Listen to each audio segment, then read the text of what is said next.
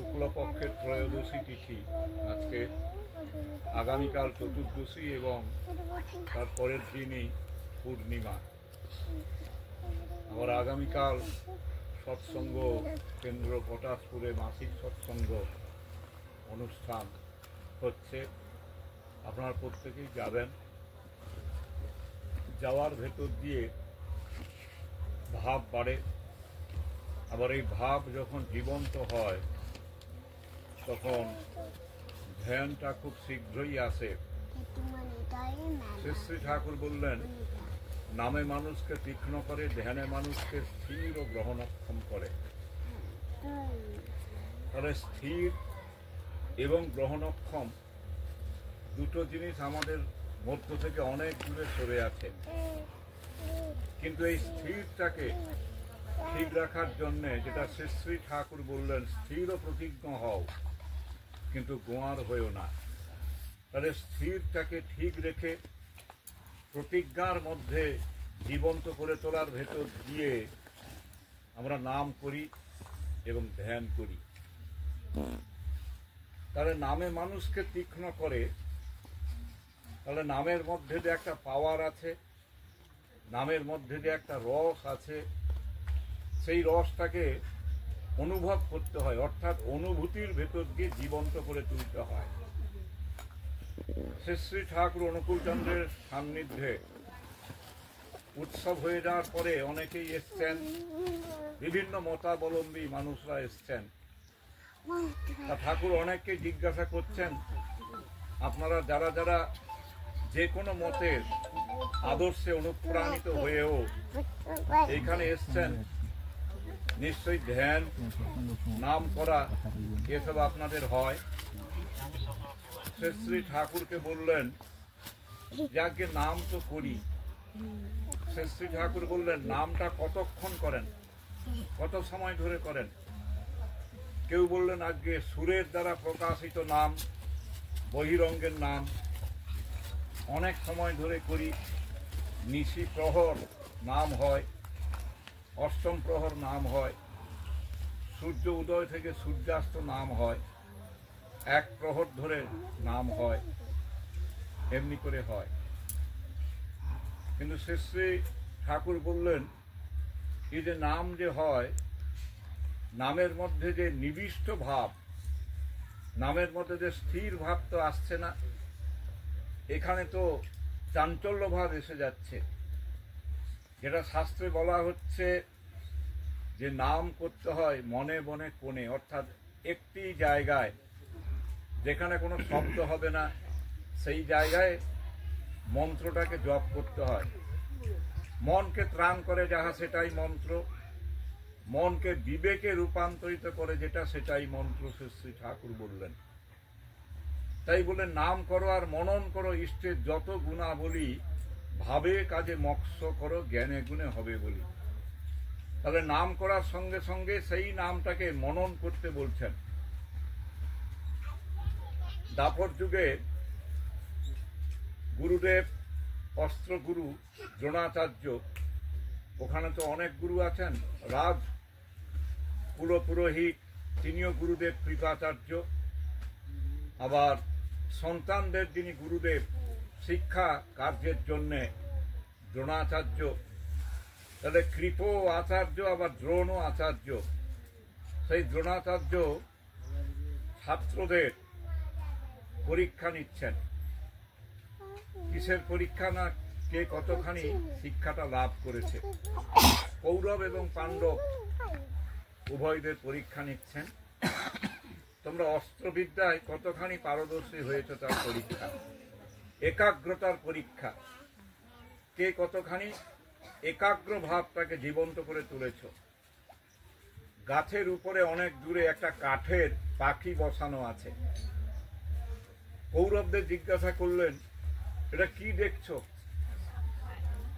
বলে, আগে পাখি দেখছি, গাছের অন্যান্য অনেক কিছু দেখছি। দ্রোণাচার্য বললেন যে, আচ্ছা আমি যদি বলি যে পাখির ঠোঁটে তীরটা বিদ্ধ করো, পারবে? ওরা যে পাখির ঠোঁট যদিও আছে, কিন্তু একসঙ্গে তো অনেক কিছু দেখছি, তীর বিদ্ধ করব কেমন করে? দ্রোণাচার্য বললেন, একাগ্র ভাব এখনো আসেনি, আরো শিক্ষা করতে হবে, আরো অভ্যাস করতে হবে। যেটা শ্রী শ্রী ঠাকুর অনুকূল চন্দ্র বললেন, অভ্যাস ব্যবহার যেমন করো, শিক্ষাও তার তেমন করো। অর্থাৎ জানাটা এখনো অভ্যাসের মধ্যে আসেনি, ধ্যানটা এখনো অভ্যাসের মধ্যে আসেনি, ধ্যানের মধ্যে গভীরতার ভাবটা এখনো জীবন্ত হয়ে ওঠেনি। তাই এই পরীক্ষায় তোমরা সফল হবে না। কৌরবরা চলে গেলেন সেই জায়গা থেকে। এবার পাণ্ডবদের পালা। প্রথমে সহদেব, তারপর নকুল, তারপর ভীম, যুধিষ্ঠির, অর্জুনকে মাঝখানে রেখে দিলেন। অর্জুনের পরীক্ষাটা শেষে নেওয়া হবে। তা দেখলেন কারুর মধ্যেই একাগ্র ভাবটা আসেনি, এমনকি যুধিষ্ঠিরের মধ্যেও আসেনি। সেই একই প্রশ্ন একসঙ্গে অনেকগুলো দেখছি। এবার অর্জুনকে বললেন দ্রোণাচার্য, অর্জুন, গাছের উপরে যে কাষ্ঠ পক্ষীটা আছে, এই পক্ষীটা তুমি কি পুরোটা দেখছো? আগে আপনি তো বললেন পাখির ঠোঁটে অথবা চোখে তীর বিদ্ধ করতে। এবার আমি এই মুহূর্তে আমাকে যে নির্দেশটা দিবেন আমি সেইটাই করব। দ্রোণাচার্য বললেন, তাহলে তুমি কি দেখছো? না, আমি পাখির এইটুকু অংশটাই দেখছি, ঠোঁট আর চোখ দুটোই দেখছি, আপনি যেখানে বলবেন। ঠিক আছে, তুমি চোখে তীর বিদ্ধ করো। তাই করলেন অর্জুন। পরীক্ষায় তিনি উত্তীর্ণ হলেন। তাহলে এতজন যে পরীক্ষার্থী ছিল, প্রায় 150-র বেশি পরীক্ষার্থী, তার মধ্যে একজনই উত্তীর্ণ হলেন। কিভাবে হলেন? না, অধ্যবসায় ছিল, একাগ্রতা ছিল বলেই উত্তীর্ণ হলেন। শ্রী ঠাকুর বললেন যে আমাদের ওই ধ্যান করার সময় একাগ্র ভাবটা থাকার দরকার। এই ধ্যানের সময় অন্য কেউ আসবে না আমার কাছে। কিন্তু আপনারা যে নাম করেন, ঘন্টার পর ঘন্টা করেন, এর মধ্যে তো একাগ্র ভাব তো আসছে না। এ তো বহিরঙ্গের নাম, সুরের ভেতর দিয়ে করেন, প্রকাশিত নাম। শ্রী ঠাকুর বললেন, আমি সেই নামেরই কথা বলি। প্রকাশিত নাম সুরের ভেতর দিয়ে হয়, এখানেও আছে। জয় রাধে রাধে, কৃষ্ণ কৃষ্ণ, গোবিন্দ গোবিন্দ বলো রে। কিন্তু তার উপরে যে নাম প্রণবে নিয়ে যায়, শ্রী ঠাকুর বললেন, যে নাম করার ভেতর দিয়ে সুরত জাগ্রত হয়, ছাড়াপ্রবণ হয় এবং মানুষের দেহের মধ্যে যা যা কার্যক্রম সবটাই ঈশ্বরমুখী, ঐশ্বরিকভাবে ভাবিত হয়, আমি সেই নামের কথাই বলছি। আগে কতক্ষণ জপ করতে হবে? শ্রী ঠাকুর বললেন, এক ভক্তকে নির্দেশ করে বললেন যে আপনি যে প্রশ্ন করলেন কতক্ষণ জপ করতে হবে, আপনার শারীরিক যে ফাংশন, কথাবার্তা, চিন্তা শক্তি, দৃষ্টিশক্তি, শ্রবণ শক্তি, আর অন্যান্য অনেক কিছু, পালপিটেশন, নার্ভাস সিস্টেম, এটা কতক্ষণ ধরে হচ্ছে? বলে আগে তো অনবরতই হচ্ছে, সবসময় হচ্ছে। শ্রী ঠাকুর বললেন, নামকে এমনি অনবরত অভ্যাসে নিয়ে আসতে হবে। ছাড়রে মন ভবেরও আশা, অজপা নামের কররে নেশা। অজপা নাম, যে নামকে কষ্ট করে জপ করতে হবে না। শ্রী বরদা নাম জপ করতেন ঘন্টার পর ঘন্টা। 1976 সালে কলকাতায় এসছেন, নভেম্বরে উদ্বোধন করলেন 68 নম্বর সূর্যসেন স্ট্রিট, ওয়েস্ট বেঙ্গল সৎসঙ্গ সেন্টার, যেটা কলেজ স্ট্রিটে যেটা আছে, সেটা উদ্বোধন করার পরে যেখানে তিনি থাকেন 67 নম্বর যতীন্দ্রমোহন এভিনিউ, ষোড়শী ভবনে, শ্যামবাজারে, এখন শোভা বাজার, যেটা অমরধামের পাশের যে বাড়িটা, সেখানে অবস্থান করছেন। সঙ্গে অনেকেই আছেন, তার সঙ্গে যারা থাকেন। তাই এবার কথা বলতে বলতে রাত্রিটা কিন্তু অনেক হয়ে গেছে। তারা ভাবছেন আমরা তো 7 জন কথাবার্তা বলছি, এর মাঝখানে আর কেউ নেই। কিন্তু এই যে কথা বলার যে শব্দটা উপরে চলে গেছে, পরম পূজ্যপাদ শ্রী বরদার বিশ্রামের ব্যাঘাত হলো। রাতের মধ্যে তিনি এসেই বাইরে দরজায় এমনি করে টোকা দিচ্ছেন। তখন এরা যে 7 জন ব্যক্তি কথাবার্তা বলছিলেন, এদের মধ্যে একটা ভয় সৃষ্টি হলো। এত রাত্রে বাইরে টোকা দিচ্ছে কে? গুরুত্ব না দিয়ে আবার কথা বলে চলেছেন। আবার 15 মিনিট পরে দেখা গেল আবার সেই একই রকম শব্দ। তখন এদের মধ্যে আরো ভয়ের সৃষ্টি হলো, কে এত রাতে টোকা দিচ্ছে কবাটে? তারপরেই আবার তৃতীয়বার টোকা দিয়ে সঙ্গে সঙ্গে প্রবেশ পরম পূজ্যপাদ শ্রী শ্রী বর্দা।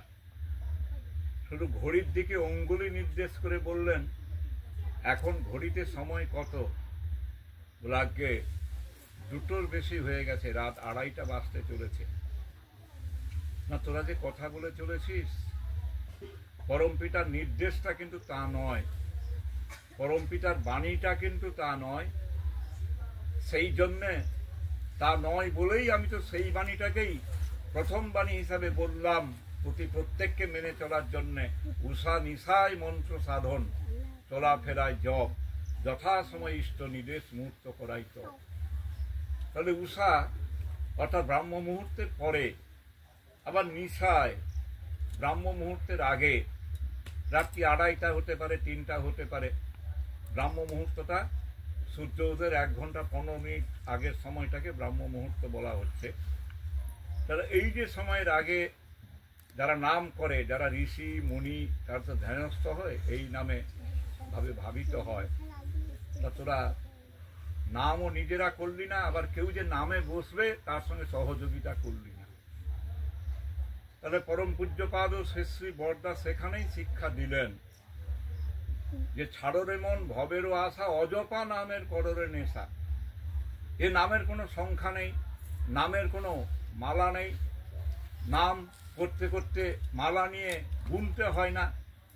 108 নাম জপ করব, 208 নাম জপ করব, 308 জপ করব, এ কোনো সংখ্যা দিলেন না।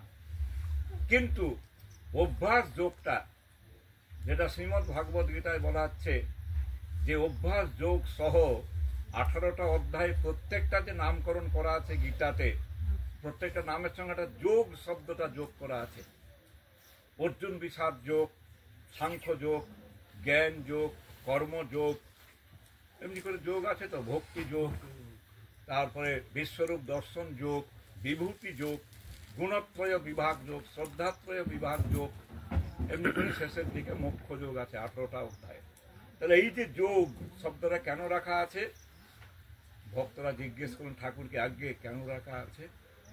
শ্রী ঠাকুর বললেন, তার মধ্যেই উত্তরটা আছে, যোগ কর্ম সুকৌশলম। নিয়ত যুক্ত থাকতে হবে ওই নামের মধ্যে, ধ্যানের মধ্যে। আর সেটা যুক্ত থাকাটাই বহিরঙ্গের নামের দ্বারা হবে না।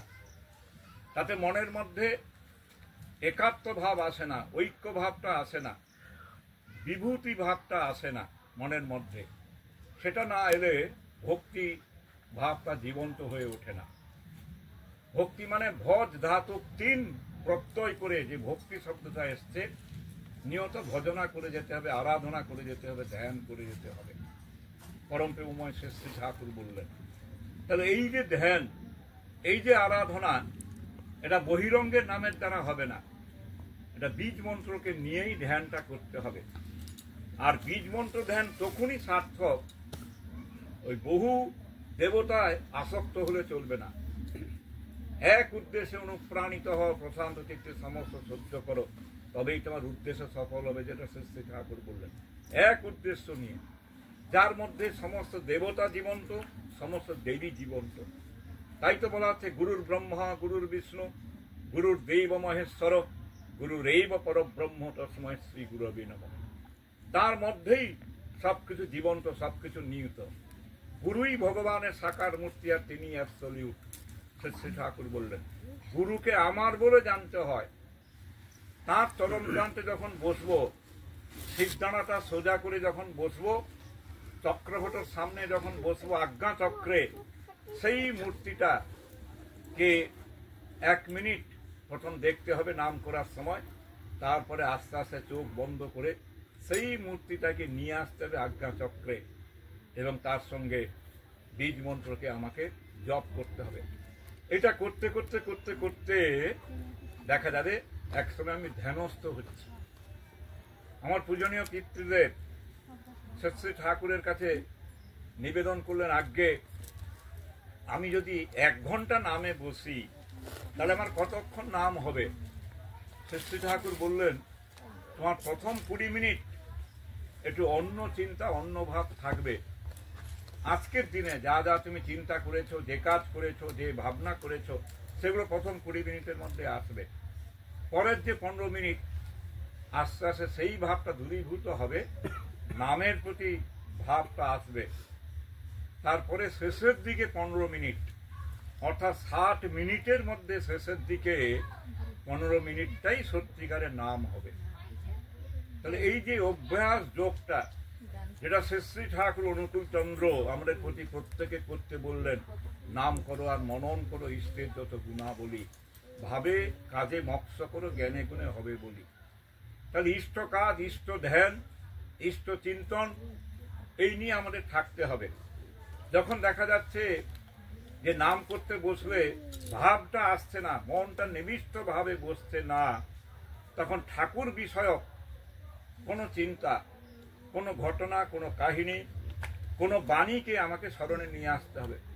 সত্যনুসরণের বাণী, চলার সাথীর বাণী, পথের করি বাণী, আলোচনা পত্রিকা প্রত্যেক মাসে বেরোচ্ছে, সেইটাকে পড়তে হবে। এখন তো আলোচনা পত্রিকা দামটা 10 টাকা করা হয়েছে, যেন মনে হচ্ছে তার মূল্যটা 100 টাকার বেশি করলেও তাতে কোনো অসুবিধা হবে না।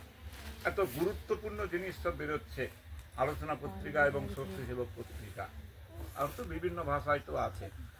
শ্রী ঠাকুরই 6টি পত্রিকার নামকরণ করলেন বিভিন্ন ভাষা। তাহলে এই যে আলোচনা পত্রিকা, প্রথমেই শ্রী ঠাকুরের প্রতিকৃতি দেওয়া হচ্ছে প্রত্যেক মাসে, বিভিন্ন বয়সের ছবি। কিন্তু এই যে আলোচনা পত্রিকাতে আমরা ঘরের কোন জায়গায় রাখছি সেটাই প্রশ্ন। যার মধ্যে শ্রী ঠাকুরের ছবি আছে, যার মধ্যে শ্রী ঠাকুরের শ্রীমুখ নিঃসৃত বাণী বলা আছে, যে গ্রন্থের মধ্যে শ্রী ঠাকুরের আশীষ বাণীকে বলা আছে, যে গ্রন্থের মধ্যে আলোচনা প্রসঙ্গে, তারপর দ্বীপরক্ষী, প্রচুর দীপ্তি, নানা প্রসঙ্গে, কথা প্রসঙ্গে এমনি করে কথোপকথন শ্রী ঠাকুরের সঙ্গে তো বলা আছে, সেই গ্রন্থটাকে খুব যত্নে রাখতে হয়। দেখলাম 1431 সালের 11টা তো বই হয়ে গেছে, বৈশাখ থেকে ফাল্গুন পর্যন্ত চৈত্র মাসের বইও এসে গেছে। এই পরের বইগুলো না কোনো একটা দোকানে দিয়ে দিই, বিক্রি করলে কিছু পয়সাও আসবে, আর প্রত্যেক মাসে যে 10 টাকা করে দিলাম, 110 টাকা যার মূল্যটা হলো, এটা বিক্রি করলে আপাতত 30 টাকা তো আসবে। আমাদের চিন্তাধারা এত ন্যারো মাইন্ডেড, এত হালকা মনোভাব সম্পন্ন, যার মধ্যে শ্রী ঠাকুরের প্রতিকৃতি আছে, তার শ্রীহস্ত লিখিত বাণী আছে, শ্রীমুখ নিঃসৃত বাণী আছে। পরম পূজ্যপাদ ও শ্রী আচার্যদেব বলতেন তাকে সর্বৈবভাবে গুছিয়ে রাখতে ঠাকুরের সেই গ্রন্থকে, আর আমরা এতটা হালকা করে ফেলেছি। তাই আমরা বহুমুখী সংস্কারে আবদ্ধ হয়ে গেছি। এই বহুমুখী সংস্কারে আবদ্ধ হতে গিয়ে দেখা যাচ্ছে শ্রী ঠাকুরের প্রতি এবং তার বাণীর প্রতি যে অনুপ্রাণিত হওয়ার ভাবটা আসছে না।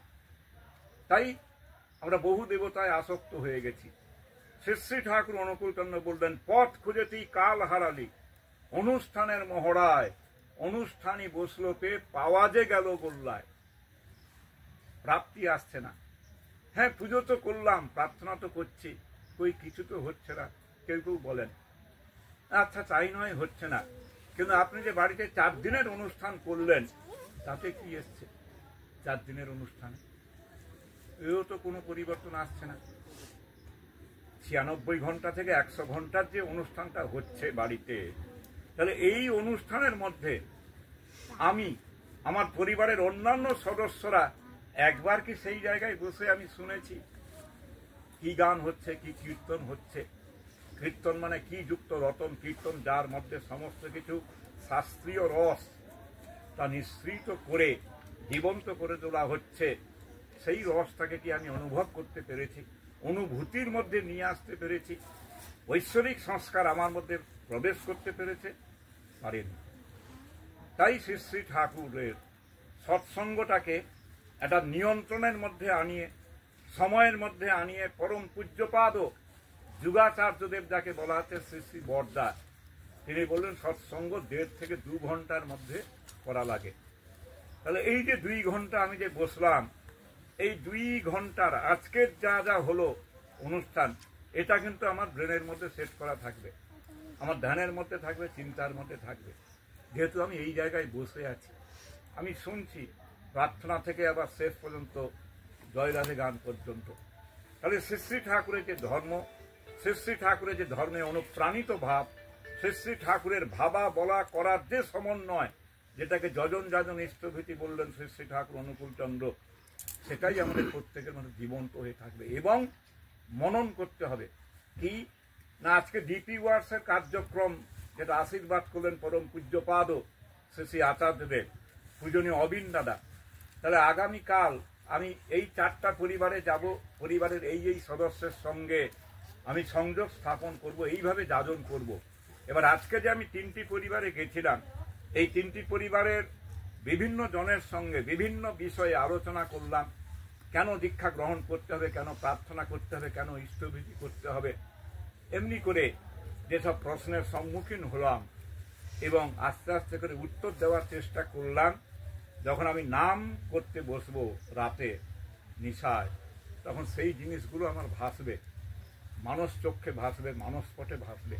এটা ভাসতে ভাসতে দেখা যাবে শেষের দিকটা উপসংহারে আসবে, তখনই নামটা সাহিত্য হবে। তাই শ্রী শ্রী ঠাকুর অনুকূলচন্দ্র বললেন, নাম করো আর মনন করো। আমাকে মনন করতে হবে ইষ্টের যত গুণাবলী, আর কিনা ভাবে কাজে মোক্ষ করো। তাহলে আজকে যে 4টি পরিবারের বিভিন্ন জনের সঙ্গে গেলাম, তাদের কথাগুলো যে শুনলাম, এবার আলোচনা পত্রিকার গ্রন্থের মধ্যে শ্রী শ্রী ঠাকুর কি বলেছেন, শ্রী শ্রী বরদা কি বলেছেন ইষ্ট প্রসঙ্গে গ্রন্থে, পরম পূজ্যপাদ ও শ্রী শ্রী আচার্যদেব কি বলছেন আশ্রম সংবাদের মধ্যে, সেইগুলো আস্তে আস্তে করে আমাকে পড়তে হবে, জানতে হবে।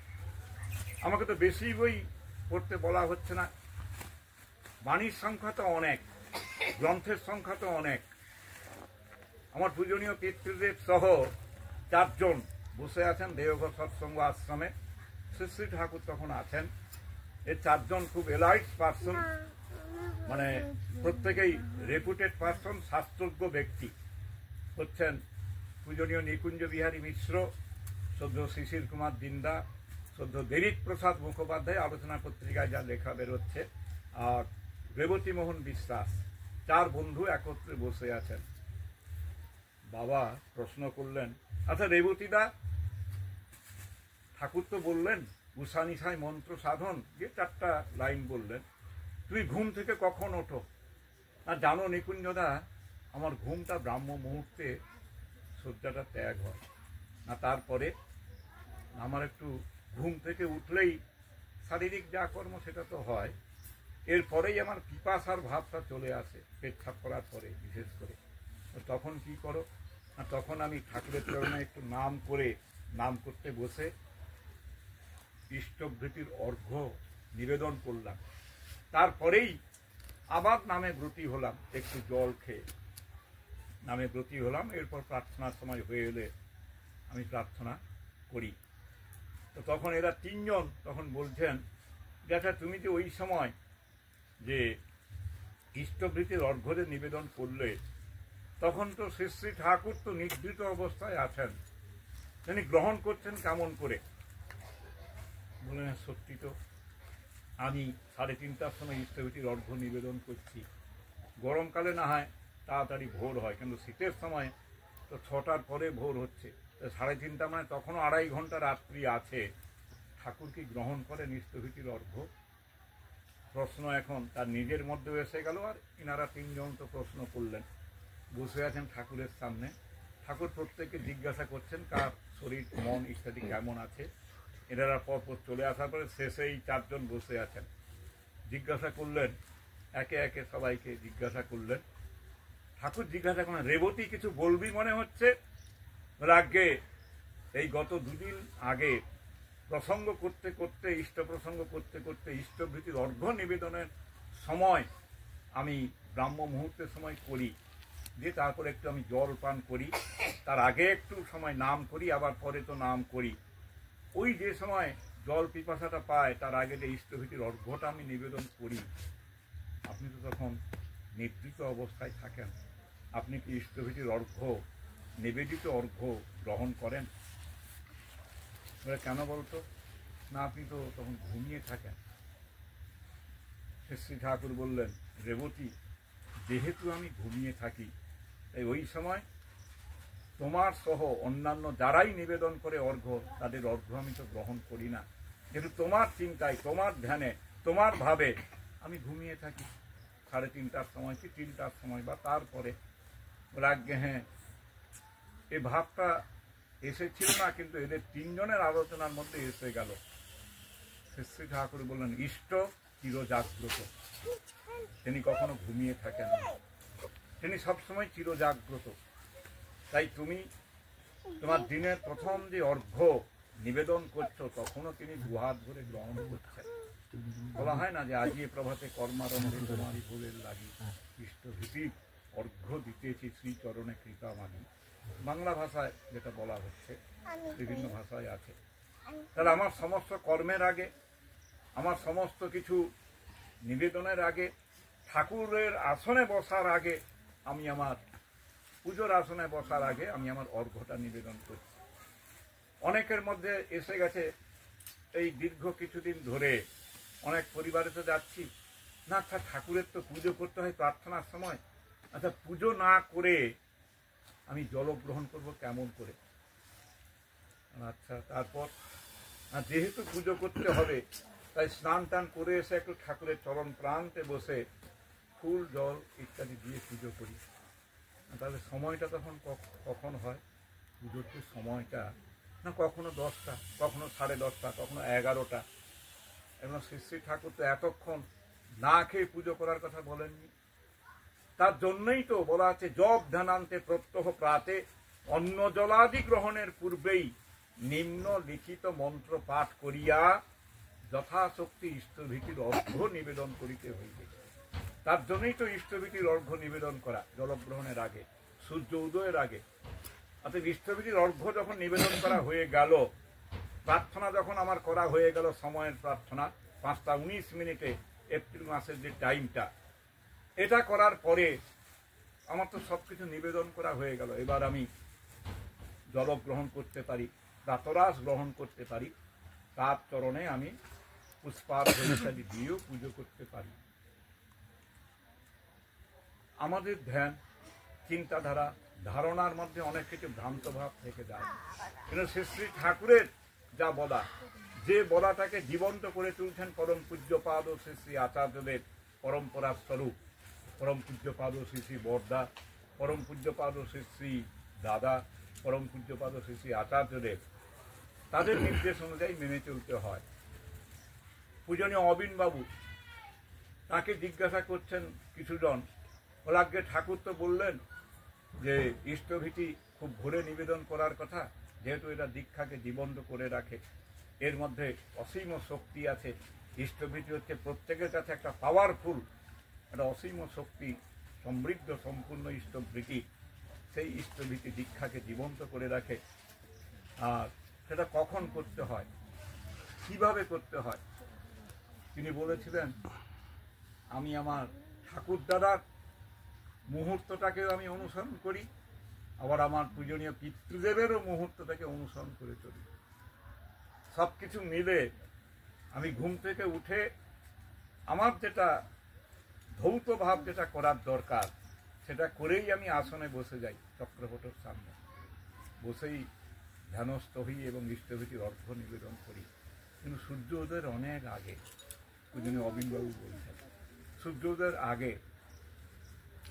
তাই সূর্য উদয়ের আগেই যখন অর্ঘ্য নিবেদন করা হচ্ছে, কিন্তু গ্রহণই করছেন। ইষ্টভীতি হচ্ছে রক্ষা কবচ, ইষ্টভীতি কবচ কুণ্ডল।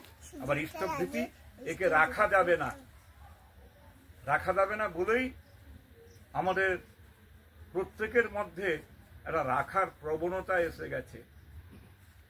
সদ্য শিবাসদার বাড়িতে উপযোজনা কেন্দ্র হয়েছে, আরো চন্দনী মায়ের বাড়িতে মনে হয় হয়েছে এই গ্রামে। তবে এবার তারা আগামী মাসে কবে যাবে, এপ্রিল মাসে বলে দিলেন তারিখটা। তো একজনের সঙ্গে দেখা হলো, দাদা আগামী পরশুদিন ইষ্টভীতির অর্ঘ্য পাঠাতে হবে, আর আপনি যোগাযোগ করবেন, উপযোজনা কেন্দ্রে গিয়ে অর্ঘ্য প্রেরণ করবেন। হ্যাঁ দেখাইছে, যখন তুমি নিয়ে যাও, পয়সাটা আছে নিয়ে যাও। এই হচ্ছে আমাদের ধ্যান, এই হচ্ছে আমাদের চিন্তাধারা। কিন্তু শ্রী শ্রী ঠাকুর কি বললেন, 30 দিন যেদিন হবে, নগ্ন পদে গিয়ে, যেটা আমরা করেছি ঠাকুর থাকাকালীন, নগ্ন পদে খালি পায়ে গিয়ে পরিবারের প্রতি প্রত্যেকের ইষ্টভীতিটা নিয়ে, যেহেতু আমি জ্যেষ্ঠ সন্তান, আমার পূজনীয় পিতৃদেবের, তিনি মানি অর্ডার ফর্মে, তখন তো মানি অর্ডার ফর্ম ছিল, সব লিখে দিতেন পরিবারের প্রত্যেক সদস্যের, যেমন করে লেখা হয়, এক পাশে বিবরণ, অন্য পাশে অ্যাড্রেস, ঠিকানা, এসব দেওয়ার পরে 9টার সময় চলে যাবে, জল খাবে না, বাবা বলে দিতেন। তার আগে তো তিনিই পাঠাতেন। যখন আমি পারলাম ক্লাস 7 থেকে, 1971 সাল থেকে, তাহলে 1971 সাল থেকে নিজ হাতে জলগ্রহণ না করে 1 কিলোমিটার দূরে পোস্ট অফিসে গেছি ইষ্টভীতি পাঠাতে। দীর্ঘ কয়েক বছর ধরে পাঠাচ্ছি। তার কারণ শ্রী শ্রী ঠাকুর নিজেই বললেন, 30 দিন যখন হবে, যে যবে থেকে দীক্ষা গ্রহণ করলেন তার থেকেই 30 দিন পোস্ট অফিসে গিয়ে, যেমন করে ইষ্টভীতি ষষ্ঠনী নেওয়া থাকলে ষষ্ঠয়নী, দক্ষিণা সংগঠনী, প্রণামী, ঋত্বিকী ইত্যাদি সহ প্রেরণ করার কথা বললেন। ইষ্ট সকাশে ইষ্ট স্থান। পরম পূজ্যপাদ শ্রী শ্রী বরদা আরও একটু সুবিধা করে দিলেন, কেন্দ্রের সঙ্গে যোগাযোগ রেখে পাঠাতে। 1986 সালে শ্রী শ্রী বরদার নির্দেশে সেপ্টেম্বর মাসেই কম্পিউটার সেন্টার হয়ে গেল দেওঘর সৎসঙ্গ আশ্রমে। সেই জায়গায় আমরা সরাসরি অর্ঘ্যপ্রশস্তি পেয়ে গেলাম। তার আগে হাতে লেখা অর্ঘ্যপ্রশস্তি হতো। তাহলে এই যে ইষ্টভীতি প্রেরণের যে সুযোগ, এই সুযোগ কত সুন্দর এখন হয়ে গেছে। এখন পর্যন্ত পূজনীয় অবিনবাবুর চেষ্টায় গত বছর থেকে, এই জুন মাস থেকে অনলাইনে ইষ্টভীতির অর্ঘ্য প্রেরণ, 2023 সাল থেকে জুন মাস থেকে অনলাইনে ইষ্টভীতির অর্ঘ্য প্রেরণের সুবিধা করে দিলেন। কেন? যেহেতু এটা দীক্ষাকে জীবন্ত করে তোলে, চতুর্বর্গ ফললাভ করে ইষ্টভীতি নিয়মিত পাঠানোর সঙ্গে সঙ্গে। আর ইষ্টভীতি হচ্ছে রক্ষা কবচ। শ্রী শ্রী ঠাকুর বললেন, জীবন যদি দায় রে তোর ইষ্টভীতি ছাড়িস না, ধর্ম অর্থ কাম মোক্ষের ওই নিশানা ভুলিস না। হোসনার যোগী হোসনার ধ্যানী, গোসাই গোবিন্দ যাই না হোস, যজন যাজন ইষ্টভীতি না করলে তুই কিছুই নোস। যারা এখানে পুরানো সৎসঙ্গীরা আছেন, আমার পূজনীয় পিতৃদেবের সঙ্গে একজন আসতেন, হয়তো লক্ষ্য করেছেন, শ্রীবাসের খেয়াল থাকতে পারে, শ্রদ্ধেয় অধোদ্দা পুরানো আছেন, খেয়াল থাকতে পারে, শ্রদ্ধেয় বানেশ্বরদা আসতেন বাবার সঙ্গে। তখন তো সন্ধ্যায় সৎসঙ্গ হতো, বাবা বানেশ্বরদাকে সকালে পাঠিয়ে দিতেন বিভিন্ন জায়গায়, এই বামুনদা, রামনগর, শ্রীরামপুর, বাগমারি, প্রতাপ দিঘি, বড় কুমারদা, এইসব জায়গায় তিনি সকালে এসে বাবার বেডিংটা নিয়ে আসবেন কাঁথি থেকে। তখন তো এত গাড়ি সৃষ্টি হয়নি, একটা গাড়ি চলে আসার পর 1.5 ঘন্টা 1 ঘন্টা 45 মিনিট পরে আরেকটা গাড়ি, তিনি এসে পৌঁছে যাবেন। এবার যেখানে সৎসঙ্গ তারা বলতেন, দাদা আপনি তো এলেন, দাদা কখন আসবেন না? তিনি আসবেন। তিনি আগে আমাকে পাঠিয়ে দিলেন সব কিছু ব্যবস্থা করার জন্য। বলুন সৎসঙ্গ কখন হবে, কিভাবে হবে? মানুষজনকে যাজন করেছেন? বলে হ্যাঁ যাজন বা করেছি, তবু অনেকে ঠিক শুনতে চায় না। না কে শুনতে চায় না? না একজন ডাক্তারের সঙ্গে যাজন করেছি। না ঠিক আছে, এখন তো বিশ্রাম হবে, বিকালে নিয়ে যাবেন তো আমাকে তার কাছে। এবার মানেশ্বরটা যিনি ক্লাস মানে 2য় শ্রেণী পর্যন্ত পড়েছেন, আমরাই তার কোলে পিঠে মানুষ হয়েছি। তা সেই বানেশ্বরদাকে নিয়ে যাওয়া হলো যাজনে, তিনি গেছেন। এখন যেটা পূজনীয় অবিনবাবু ডিপি বাসের কার্যক্রম করছেন, এও তো যাজন। তা এক ডাক্তারের বাড়িতে নিয়ে গেছেন, গ্রাম্য ডাক্তার।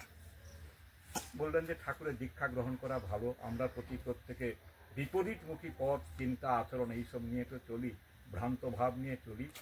তাই গুরুর আশ্রয়ে থাকা, গুরুর সান্নিধ্যে থাকা, গুরুমুখী জীবের প্রকৃত উদ্ধার কথা যেটা শ্রী শ্রী ঠাকুর বললেন, সেইভাবে আমাদের প্রতি প্রত্যেকে চলতে হয়। তাই দীক্ষা গ্রহণ করতে হয়। না হ্যাঁ আপনি তো বললেন অনেক কথা, দেখি চিন্তা করি, ভাবনা করি।